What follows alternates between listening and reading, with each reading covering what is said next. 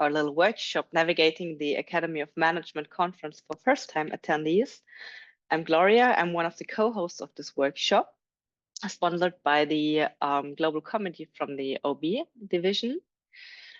And our little agenda looks like this. We have a short and warm welcome by the current OB division chair, Elizabeth George, and our OB Global Committee chair, Mina Paunova.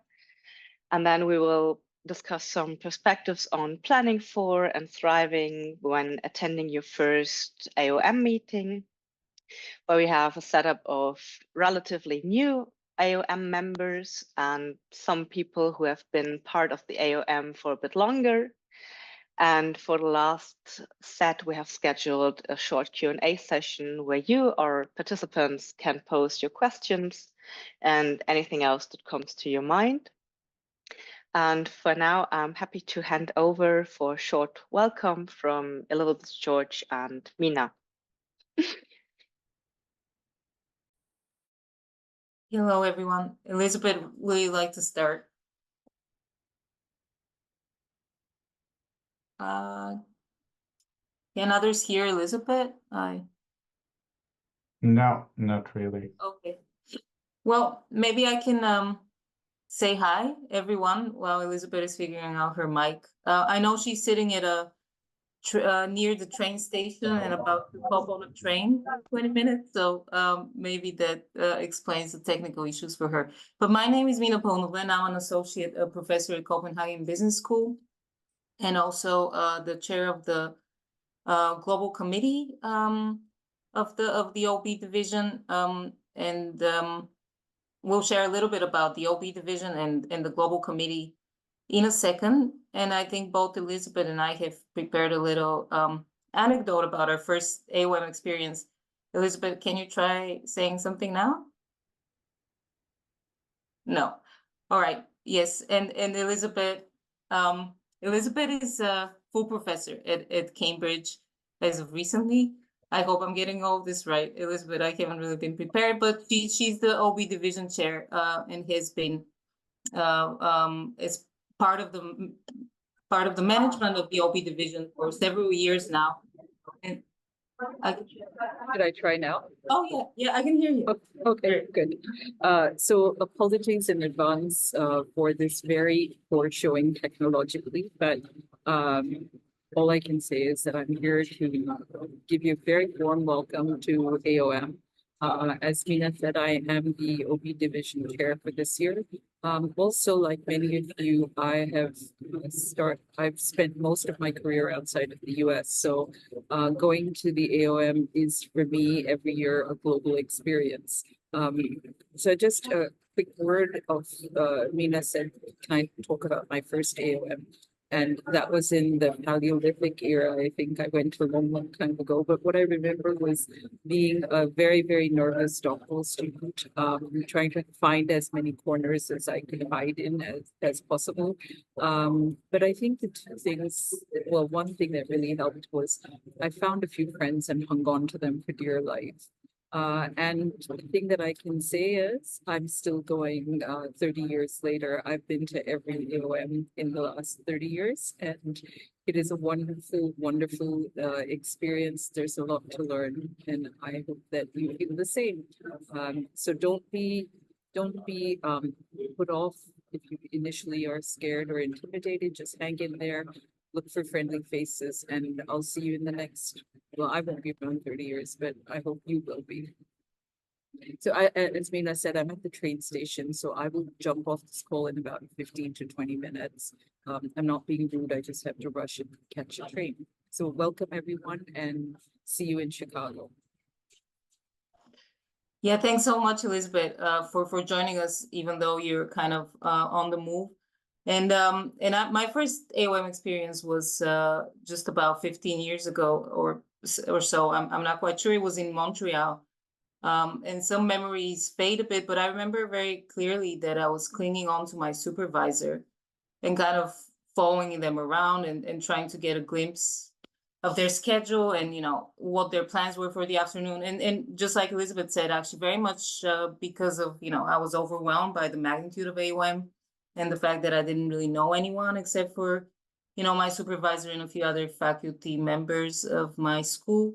And of course, it made sense to hang out, try to be close to them. They introduced me to a few of their faculty friends and colleagues, but I think in other ways, I'm sure I was a pain. And I think if I had a PhD student follow me around today, I would probably kind of sit them down and suggest that they have a better strategy on how they approach the conference and try to, we could meet in one or two social events, certainly, but tagging along wouldn't make a lot of sense otherwise, because the schedule of a halfway there PhD student, and I'm not sure, our audience today, I'm not sure all PhD students, but the halfway there PhD student or a young career scholar, early career researcher, their schedule probably looks significantly different from the schedule of a mid-career professor. And my supervisors meeting international co-authors and presenting in panel symposia, I should have been attending methods, writing and publishing PDWs and networking with people my age and making friends with people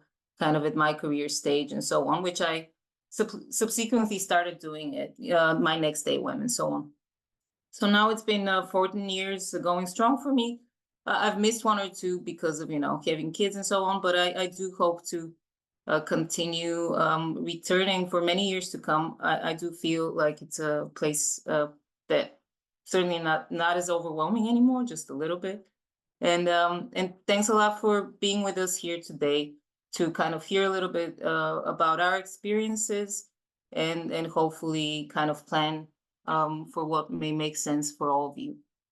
Before we kind of move on to our panel and our panelists, Gloria, is it okay if I say a few words about the OP division and the global committee? And Elizabeth, please feel free to interrupt here and jump in. The OP division is currently the largest division of the Academy of Management. We are vibrant in a large, huge community of scholars, teachers, consultants, practitioners, and students from over 60 countries, over 6,000 members. And we our focus areas are three currently. Three priorities: rigor, relevance, and relationships. And we try to encourage rigorous scholarship, but also teaching and consulting that relies on research. And we also try to encourage scholarship that is relevant and practical, and that can help people address problems that they have in the workplace. And we strive to develop relationships with each other that are collaborative, supportive, and inclusive. I hope that sessions such as this help at least in the relationship building, and that at the Academy we'll have a chance to do this in person as well. I think we can move on to the Global Committee, which is one of the, I think maybe we have three committees, if I'm not three standing committees, maybe more in the OB division. Four standing committees in the OB division. One of them is the Global Committee, which was formed about 10 years ago, and our mission is to include, our mission is to welcome and support international members, basically to be more inclusive of international members, and to leverage the international character of the division to make sure that we offer sessions and both virtually and in person at the Academy conference, sessions that reflect our international membership and kind of facilitate those aspects of rigor, relevance, and relationships that I talked about, but specifically kind of targeted to folks sitting all around the globe and working all around the globe. Currently, we have 35 volunteers, and many of them are active. You'll be meeting several of them here today. Kind of, we're not equally balanced across the kind of different places in the world, though. A lot of our membership in the Global Committee of the OB Division is European. So we're very interested to welcome new volunteers from other parts of the world. And if that is something that you may be interested in, please reach out. I think at the end, we'll be sharing some contact information as well. And I think there was also some statistics that we wanted to share about submissions to the Academy this year, specifically when it comes to the OB division, scholarly submissions to the OB division. If you had paper accepted to the Academy, congratulations. That's not a small feat, especially if this is one of the first times that you submitted to the Academy. Very well done to you, because we received very many submissions in terms of papers. We received over 1,000 papers, and we accepted 50% of them. And so we rejected basically as many as we accepted. And about 9% of those made it to the best paper proceedings. In terms of symposia, we received 254 and accept about 70%. And we don't know if all of those that we rejected have been rejected elsewhere or have been accepted by some of the other divisions. And actually, towards the end of today, our panelists will be talking a little bit about symposium papers. But also, if you reviewed for the Academy, thank you so much for doing that. If you have not, please consider doing that this year, specifically for the OB division as well. We need a lot of reviewers this year. We used 1,500 reviewers to help us go through these multitudes of papers submissions. So I think that was kind of what I had, I believe, and but I'll be sticking around and happy to participate in the Q&A as well. Thank you, Minna. That was quite a warm welcome, and I think we're good to go with our panel. First off, we're going around just shortly introducing ourselves. You already know me. I'm Gloria. I'm from Gießen in Germany, and I've been a member in the AOM and in the Global Committee both since 2022, since Seattle. So Seattle was my first AOM conference, so the experience is still quite fresh in mind. That's why I'm here today. Maybe Kyle. My name is Kyle Earhart. I'm an associate professor at the University of Colorado at Denver. I am one of the more seasoned people in the group. I've been on the global committee since I think 16 or 17. So it's been a number of years now. So happy to be here. Hi everyone, I'm Gabby. I'm from Brazil, but I go to Case Western Reserve University. I'm a PhD candidate, and I joined my first AOM in 2020 online, and then I went to my first one in Seattle in person, and that's also when I joined the Global Committee. Thank you for joining us today.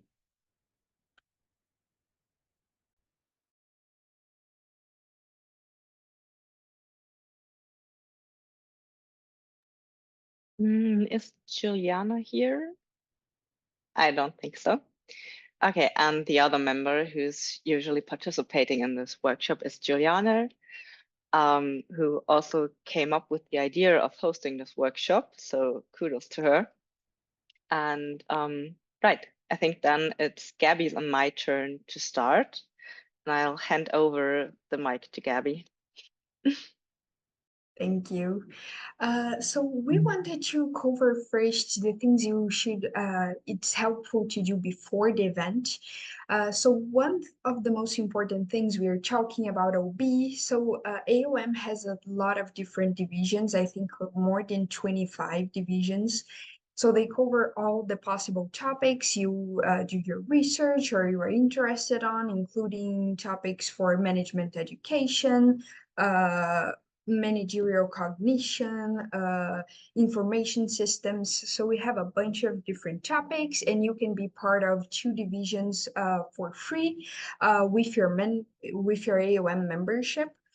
So for example, you can sign up for OB and you can sign up for a different division, and you can also add additional divisions as you see fit for a small fee. It's interesting to know that soon, because you start receiving emails when you sign up for the divisions, and the emails cover a bunch of things, including sessions that are going to happen during AOM, and a lot of other opportunities and information that you need to be successful at the conference. Gloria, Kyle, do you want to add anything else about the divisions? Okay, so we can move on. Also, before the event, there are some practical things you can do. The first one would be to secure a visa. If you have to get a visa to go to the US, start that process as soon as possible. The US consulates are still having some backlog even from COVID a few years ago. So the sooner you start there, the safest you are to get the visa and plan your trip over to Chicago this year. But also accommodations are also open, and the AOM conference offers a bunch of different hotels for a cheaper fee than you get outside. Um, and besides the special deals, you can get a room and you can find people, either your friends or your colleagues or some people you meet even in the AOM divisions that you can share room with, and then you can also reduce costs that way if that helps you enjoying the conference better. And it also helps because then you get to know people when you have a close friend to hang out with even during the breaks. And I just make a personal note on this. The first year I went to AOM, I did not know about the accommodations, and then they were all booked. They have student pricing, and I wasn't able to get that. So I did meet people, and I decided to share a room because they had a reservation, so that was also helpful. But even if there are no rooms available right now, a lot of people give up coming to AOM during the process, so they cancel their room reservations. So rooms might become available closer to the meeting. So just keep checking if there are no rooms available right now. And it's interesting to stay as close as possible to the conference because then you reduce a lot of traveling time. Chicago is a really big city. Traffic can get really complicated, especially with 10,000 AOM participants in the city. So it can be really helpful to stay close by, and most divisions tell you which hotel most of their sessions are. So you can also choose to be in the hotel that has most sessions of the OB division or of the smaller division you are part of, so that you are closer to the sessions you are more interested on. Anything else? Okay, so we can move on.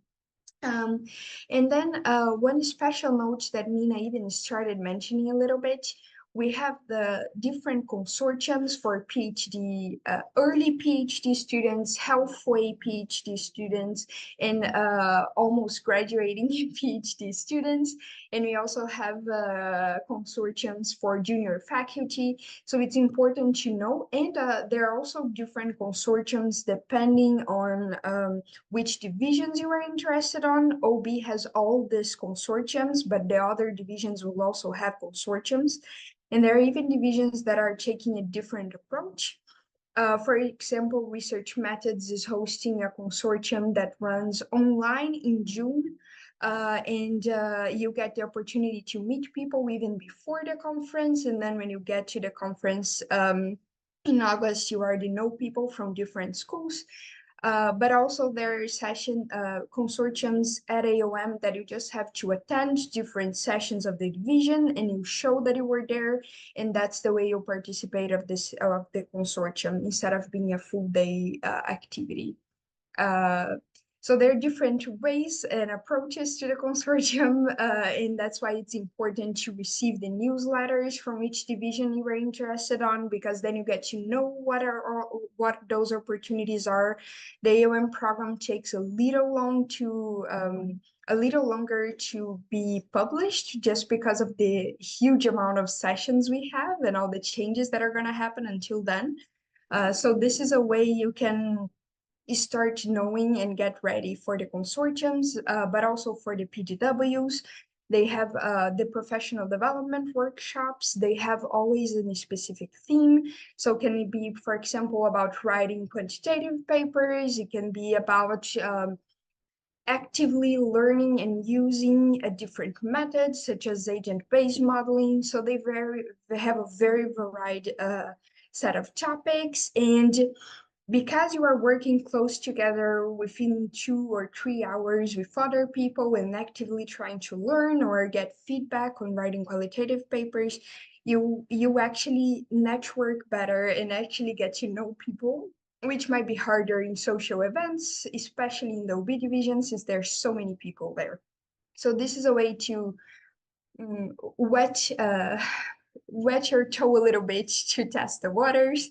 And then you get to the social events already knowing people and learning the process, right? Which is hopefully our goal in joining the conference. And that's what makes it so interesting and insightful. Also, it's when you have I'll show you a little bit about the program, but you can filter sessions for professional development workshops, panel sessions, so that'll make you a little more clear what types of sessions you were talking about, so you go ready. You know that when it's a professional development workshop, it's usually a hands-on workshop versus a panel in which you'll sit and listen to people talk about a specific topic. But most of the PDWs, especially if you're getting personalized feedback from scholars in your developmental paper or your research ideas, you have to submit something sooner. Or for example, for the OB Doctoral Consortium, you have to apply for that sooner. The deadline for the OB Doctoral Consortium, that's for almost graduating PhD students, the deadline was on April 26th, so that's already passed. But there are other opportunities that are still open, even in the OB division, but also in other divisions that you can take part of. And that's why it's important to get the news. I know I keep saying that, but it's really important. And this is the last thing I wanted to show you. That's how you can build your schedule. Usually the web-based program that it's a website, it's usually more reliable than the phone app because the app is so heavy because of all the sessions and figures and all of that. But you can use even the web-based program in your phone. You just open it in any website navigator. And that's kind of the view you have, at least until last year. We don't think that it has changed for this year. But as you can see, you can look up names by the session title. You also can filter by type of session. So for example, speaker symposium, panel symposium, professional development workshop, consortium, all the options will be there. You can also filter for the sponsoring division. So for example, if you're interested in OB, you can filter so you only see the sessions from the OB division. And that makes it much more helpful for you and for all of us, because there are just so many sessions happening all the time and usually at the same time, that when you filter for the division of interest, it makes it easier for you to see and get information. But you can also filter by day and time, by the hotel. So if you want to stay close to the hotel your next session is, you can see which sessions are happening that way. And then you can click to add once you sign up. Once you sign up, you can see which sessions are there, and you can add them to your own personalized agenda. So you have all the sessions you are interested on in your program, and then you can choose which ones you're gonna go to that way. I think if anyone wants to add anything on regard to that, otherwise you can move on. I wanted to say, Gabby, sorry, that we will we'll share the slides with all the registered participants. So you will receive the slides later today. There was a question in the chat about consortia. I'm looking into the details. I'm not sure the program. I'm not sure I can tell you the exact time yet, but I'm looking into this now, and if I have the information, I'll get back to you during our meeting today. Otherwise, I can share the information together with the slides later on. And I also this session there will be consortium for midway PhD students. It's called Halfway There. So that's the title. If you want to write that down and then look it up. Yeah. It hasn't open applications yet, so you still have the opportunity to join that. And there was a question about the hotel. The OB sessions will be at the Swiss Hotel. Swiss Hotel is where the OB sessions will be taking place. So I think we had that in one of the slides, at least a photo of the hotel. Yeah, I'm not sure there's any rooms left in the hotel, but as Gabby mentioned, they may open up as we near the conference. So keep an eye out. That was it for me. Okay, perfect. Thanks to both of you. Gabby covered a whole lot of the things to do before the event, before AOM taking place. And I want to talk a little more about what to do at the event when you're really in Chicago, feeling lost. And we have several topics on this part.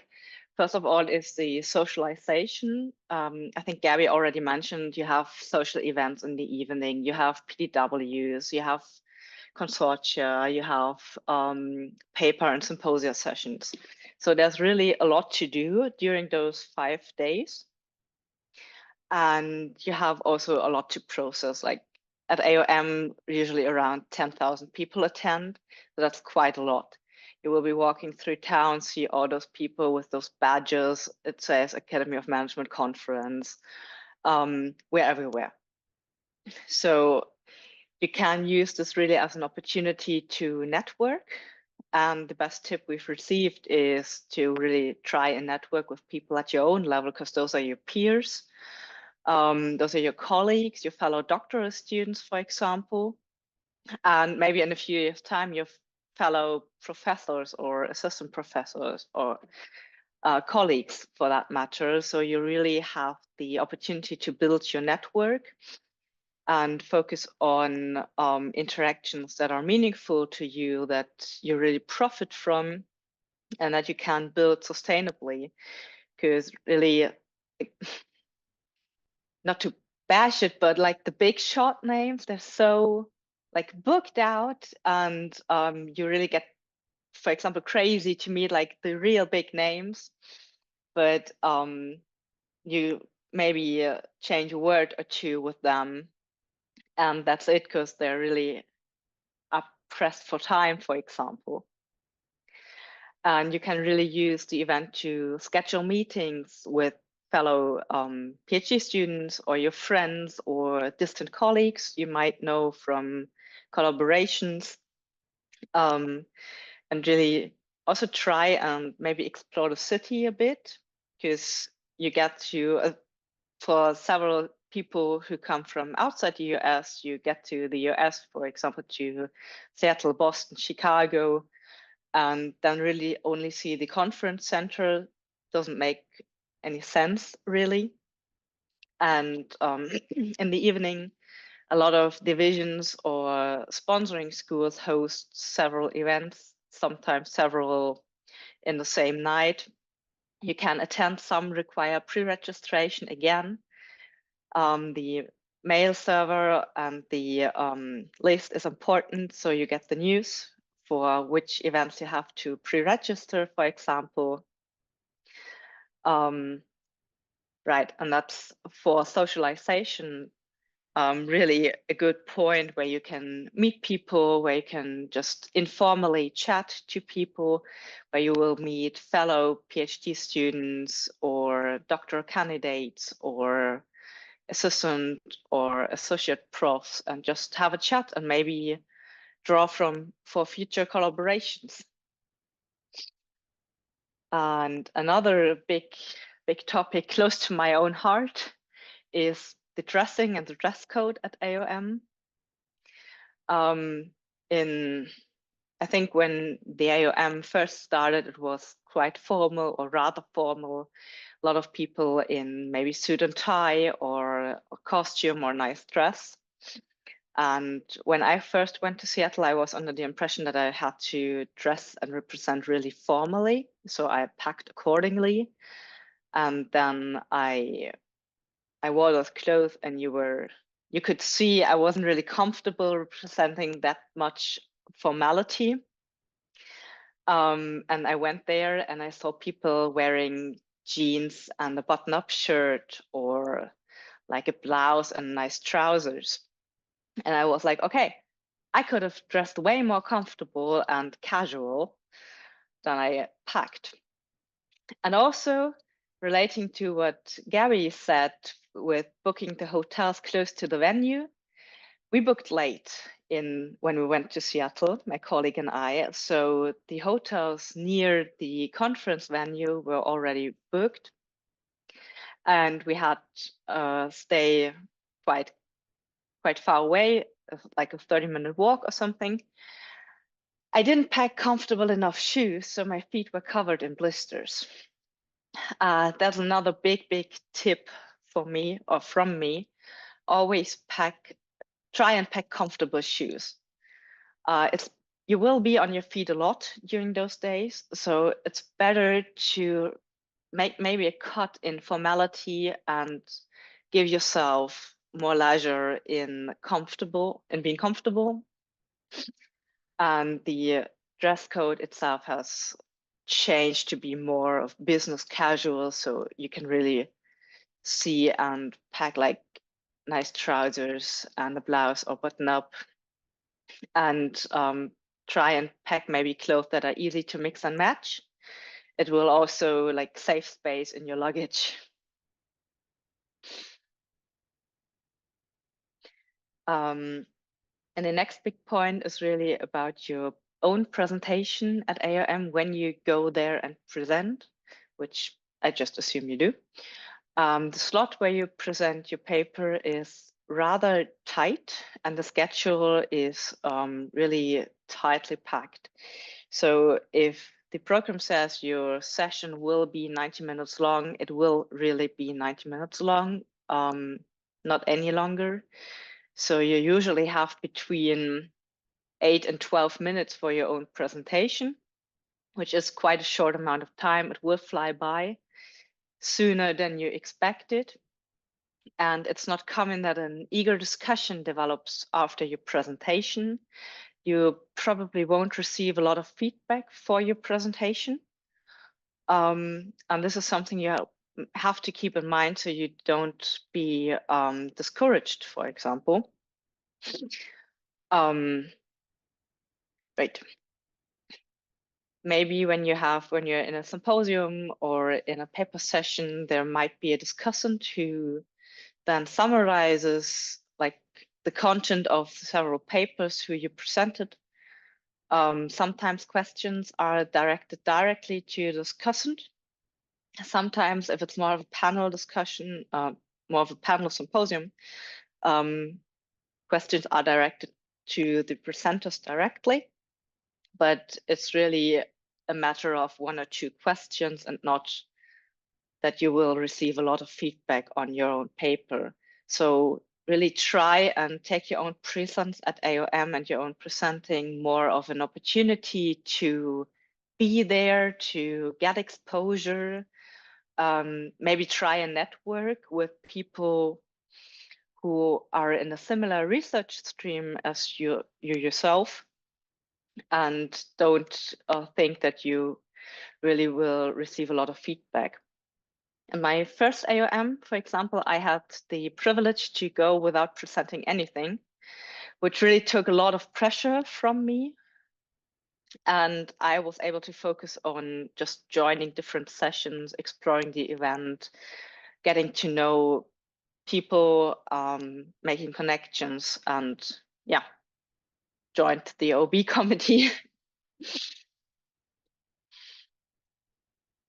And last part or last tip from our side is to not get lost in the structure. A couple of slides ago, you just saw the schedule. And it really is a lot. We have several thousand sessions. We have like over 10,000 people who will probably attend the AOM. And although paper sessions and PDWs are the most prominent part, the AOM has a lot more to offer. You just heard about Dr. Consortia, you heard about social events, and you can also always get involved, like, for example, joining a committee. The calendar and the program, if you're not familiar with it, they can easily overwhelm you. And it's really best to be quite specific about what you want from the calendar, from the program, and really filter for those sessions. And when I first went, and when I went with a colleague who has been there before, and when I wasn't clinging to her or chatting with her, I felt pretty lost because she knew all those people and she was meeting her friends, and I knew literally one person, that was her. So I started chatting to advisors I met in the new attendees welcome room, which they always have. And they told me about ways to get involved in the AOM. For example, you can always review for AOM in winter, when the deadline has passed. You can join a committee and you can just do volunteer work, for example. And in the welcome room, you can meet fellow newbies at AOM. And I started to chat to some people. Another new attendee complimented me on the blouse I was wearing. So you start just chatting. And they're as new as you are and probably as lost as you are. And that's quite nice, to be fair. So far from my part, I think I hand over to Kyle now. Yeah, I'm going to talk a little bit about some of the offerings that are specific to the OB division, and also a little bit about the Career Center for those of you who might be interested in that aspect of what goes on at AOM. And I'll also just offer a couple things that, as I go through these, that were items that are something that I kind of took away from a previous experience here as well, to hopefully help you. These are the global committee sponsored PDWs from the OB division. So the PDWs that our group put together that are on the schedule. You will find when they are, when the schedule comes out, but you will find all of these on the schedule. One thing I think is a good thing for those who are really coming for the first time, this gives you a pretty good idea of the way some PDWs are kind of broad and some PDWs are very narrow. So one has a real targeted, those thinking of a position in the Asian region, when you're coming out of school. It's kind of a really targeted audience. But for something like how to publish in top international journals, the audience is very broad. So you will see both of these things from all the divisions on the schedule that come. Some of these require registration and some of these don't. And that'll also be marked on the schedule as well. But it kind of gives you an idea about what these would be. Go ahead, the next one. There are also usually some social events sponsored by different groups. This is the social event that the global committee sponsors. That's on Friday evening. Very often social events will have pre-registration, regardless of who hosts it, if they are kind of special offsite social events. Any kind of, let's say, division social or things like that will usually not require pre-registration or any kind of extra cost. So like we're having a architectural boat tour. That's on Friday evening. That does require pre-registration, but it can be a really great way to meet people in a little bit more intimate of a setting. Something like this can be very useful. These kind of things usually leave also very close to the one of the conference hotels, so they're actually pretty accessible as well. Also on here, you see our meeting time for our committee on Sunday from 1 to 2. That will also be announced on the schedule as to where it is. You will always see, even the committees will be included on the schedule as well, not just the general sessions. So you'll find those on there. And for anyone who's interested, please consider coming. We are always looking for new people, to join this group. And the new people who join this group take active roles. This session was organized by people who have been on this committee for the first time for less than a year, and then this year for less than 2 years. So we're always looking for people who kind of take on roles and do these kind of things in this group.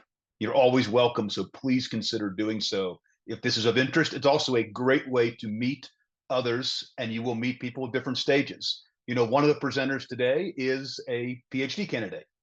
This is, we're always looking for people at different stages here as well. You go ahead. These are just some highlights for the OB division that you will find as well. All of the divisions are going to have some kind of things like this. So just a little bit note about divisions. If you're here, we figure you're interested in OB. And many of you are probably in the OB division. The OB division is huge. And it is not a bad idea to think about other divisions that might be a little bit smaller as well, that might be a little bit more targeted to your area. A lot of people, for example, are in the OB division and the careers division, or the OB division and the MOC division, which is managerial organization. Something in cognition, I'd say, but there's a technology in management that is also often used with the OB division. There's a research methods division, and many of these divisions are a little bit smaller. If you find the OB division to be a little overwhelming, you are certainly welcome to pair that with something else that's a little smaller. And you do not need to be a member of a division to go to their social event, to go to their meeting. You can do this not as a member, and it's not a bad idea to do that, especially if you're looking for something a little bit smaller in addition to just being in the OB division, because the OB division is a great division, but it can be overwhelming. So you should be, aware of that kind of going in. It's big, it's really big. But all of these different groups are going to have these kind of lifetime awards and, special sessions and award ceremonies. Usually the socials always follow the meetings. So they'll have a business meeting and then a social, and they don't all overlap. You will find these at different times. Sometimes they're on Saturday night, sometimes they're on Sunday night. So you do have a chance to go to a couple different things, and it's not a bad way to do it. I think the last thing I need to talk about a bit is the Career Center. Because a number of people might be thinking about, participating in that this year. I'm sure many of you are aware that the AOM has a career center. There are a number of interviews that take place at AOM. A couple notes sort of about what the Career Center is.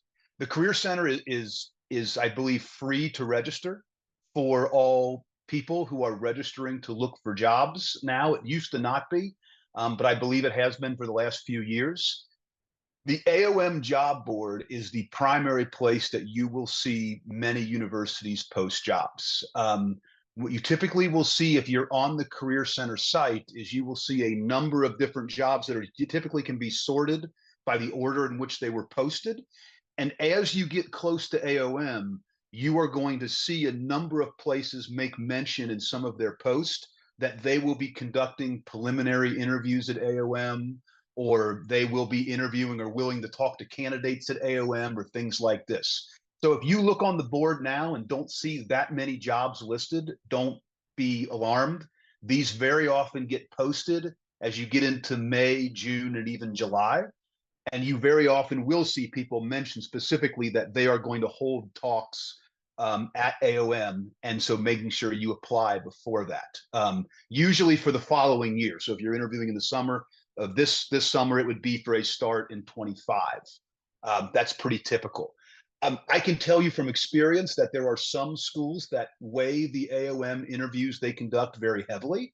And there are some that use them as just kind of a get to meet a candidate. And there are some that don't weigh them at all. It varies a lot school to school on how much these will matter.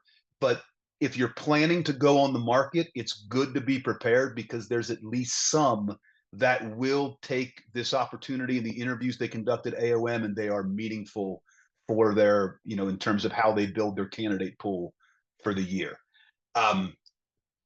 In terms of, opportunities to meet employers and things like this, I would say be really cognizant of what people say on their ads for the jobs that they post, because they will almost always say something about, as you get closer to AOM, about what they're going to do or expect to do in terms of contacting candidates or communicating with candidates at AOM. There is usually also one hotel where the Career Center is.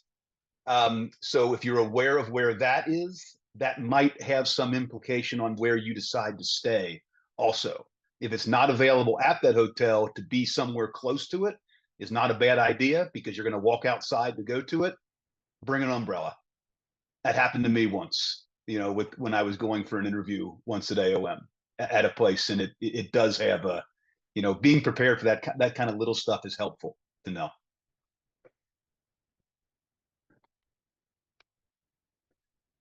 Would you like me to talk about this as well? Okay. One of the things that, this is obviously not going to be as relevant for this year for everybody, but it could be for next year. One thing that many people, I think, don't necessarily realize, right away, their first time submitting to AOM, is some of the advantages that come with thinking about a symposium submission instead of a paper submission. You already saw the acceptance rates for what those were earlier today. The numbers in terms of papers that are accepted for AOM across divisions, so not just for OB, is usually right about 50%. And it's been that way since like 2015 or 2014, as long as I've been going to AOM. It is a much harder thing to get a paper accepted at AOM than it is a symposium. Symposiums are usually kind of organized a little bit in advance with people with some similar ideas or interests, and symposiums are not blind reviewed. So when they're put together, there usually is a set of, let's say, presentations along with a discussant, and how they're organized, how well they connect, and things like that are evaluated, as opposed to just evaluating one overall paper. So what you see in terms of here about some of the things that a symposium offers versus a paper are a number of reasons why it might be worth considering submitting a symposium as opposed to submitting a paper. Doesn't mean you shouldn't consider submitting papers. It's just something that sometimes the symposiums sometimes will be a little bit submitted at a higher number of people a little bit more later in their careers, partly because they know these advantages that come with acceptance and some other things. So if you know these things up front, it's worth thinking about if something could be organized, in the future to do it. It's just the numbers are better across the different divisions when it comes to symposia.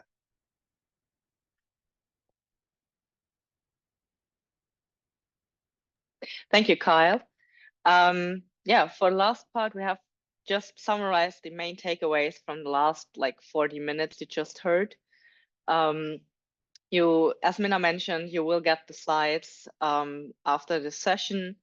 So no need to screenshot it, no need to write it down, but just try and register early for your appropriate divisions and interest groups, so you get all the news via the mailing list, and really use the event to network, to get to know people. Don't really stress about how many people will be there, and don't really stress about your own presentation. It will fly by. And yeah, just don't get overwhelmed. Find your niche, get involved, and come to a meeting. Let's connect and have fun, probably. So I think that summarized all the main points. Mina, you want to jump in? Yeah, I actually think we have one more slide where we advertised our LinkedIn group. Yeah, it's right in the end, after the Q&A. But should I just jump to it? Okay, yeah, no, I mean, there's nothing on here that I think you all did a great job summarizing these points, so there's nothing really for me to add. But I think if, yeah, I don't know if Gabby or Kyle have anything. Otherwise, maybe we can open it to see if people have any questions. I mean, I know we answered. I'll just add one other kind of thing just for everybody. All of you you're here because it's probably your first time. Minna and I have been are the two more long-standing people who have been coming for longer than the rest. And I can tell you that there are still times where this conference feels big, where you feel like you're standing by yourself, whether it's not something that's just it's still a little uncomfortable. It's going to be that way, and it's okay. And 15 years later, it's still that way. It does get better, but it's something that don't feel like you're alone or out of place with something like this, because it even happens to people who are more seasoned and who have been coming for a longer time. It really does. So just take a deep breath and it'll be all right. And I just like to add one thing too, which is it's very easy because there's so many exciting sessions happening all day long. It's very easy to get caught up and just go to one session after the next, and you are just packed on that. And at a certain point, that together with the 10,000 people and everything else that's going on, it can get too much. So I just say, be careful to retain your energy to actually develop meaningful connections instead of just quickly going to a session, just listening to some things people are saying and then running away without actually talking to anyone else to go to your next session. So it's very easy because there's so many exciting things happening, but it's important to actually take time and get to know people instead of just running from one session to the next. Yeah, I think that summarized it pretty well. Thank you all. And I think we have a couple of minutes to just open our Q&A session. So if anything comes to your mind, feel free to pose a question, to write it in the chat. I can't really see neither, but maybe the others can. Go ahead, Jennifer. Thank you. I just want to say thank you all for hosting this. This is super helpful and informative. I had a question about, you mentioned social events. Is when or where would one be finding that information for registration, or for where would I find that type of information? Thank you. Yeah, should I? All of this will be available when the program becomes available in, I believe, early June this year. So every year it becomes available a little later, but I think this year will be early June, and you'll be able to filter sessions by division that hosts the sessions or kind of organize the sessions, and by session type. So there will be PDWs, plenary sessions, social events, scholarly sessions, and so on. So if you're interested in OB social events, you should be able to click those two columns and kind of see all of those. I think we kind of summarized many of them on this slide, those that were OB specific, but of course, all other divisions will have their own social events. This should be out in June with the program. And you'll see overlap in attendees from people. A number of people who will attend the OB social event will also attend another one that's in a related division that's on a different day. So it's not like these are not real siloed. There is a lot of crossover across the number of these. So it's not inappropriate to go to more than one and to attend more than one of these. It's a good thing to do, in fact. Got it. Thank you so much. We got a question in the chat about advice for prospective PhD applicants who are applying this cycle. How can they get the most out of AOM? I'll say one thing, and then I'll maybe well, the more recent PhD students maybe have advice, and maybe Kyle, you do too. But there is a relatively new a PDW that the OB division sponsors specifically for prospective PhD applicants.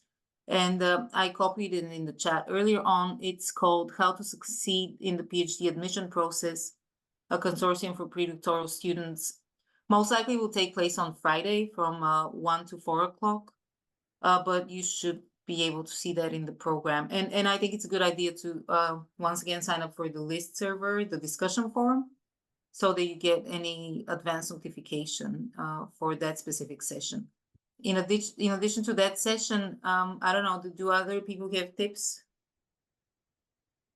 I'd say if you know where you are applying for in the fall, try to get to know current PhD students from those programs to really know how the program is going to be like, or any other insights they have, because it's very tough to know what the environment is going to be like and how good of a fit is going to be for you and your research when you're applying. The same goes for jobs, right? But if you know people from the university, from the department, you can get to know them and you can understand a little bit of how things work in the department. So that's helpful too. That's a great point, Gabby. You can definitely kind of reach out, drop an email to some of the current PhDs in the schools you're considering and schedule meetings, coffee chat in advance with Right. And they usually have more free time, as Gloria said before, than senior famous professors. So you can get to know them and ask them for a coffee or ask them to join you at a social event you're going to, and you can just chat and connect that way. Or you can also look them up in the program and see which sessions they are being organizers or they are presenting papers, and then you can get to know what level they are and what activities they are doing at AOM to see if that's what you want for you.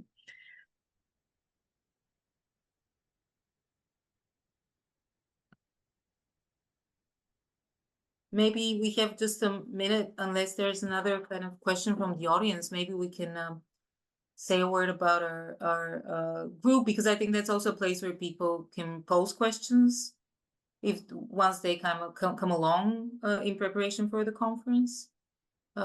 Should I do that, or yeah? Oh, okay. Oh, yeah, I forgot about that. And we actually we do maybe have in the audience someone from the AOM or organizers. I don't know if you're with us, maybe you're welcome to say a word here, but there will be another webinar, which is AOM wide for all divisions, for all the newcomers in July.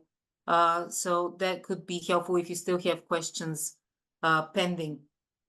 And more available online, more information for this. Would you go on to the next one?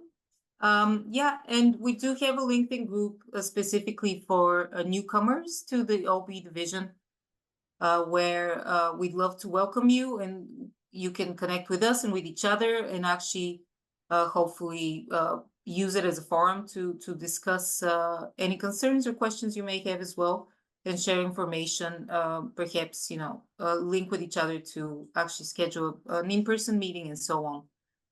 And this is the second year that we have this event online, so you will find some participants who were first-time comers last year.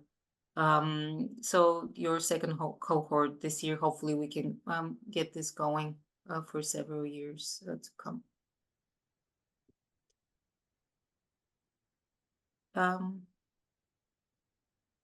Thanks so much to well, Juliana was not here, but for having the idea for this workshop. Gabby, Kyle, Gloria, thank you so much to our panelists for giving us a run through this exciting and overwhelming at times event. Thanks to Elizabeth who get to leave, and thanks so much to Vlad and Danki who are taking care of all the tech stuff. Thanks a lot to all of you. Hope to see you soon. And thanks a lot to Mina as well, not to forget. Yeah, thanks. Have a nice day. I will just leave the slide, so if anyone wants to scan the QR code right now, you can do that.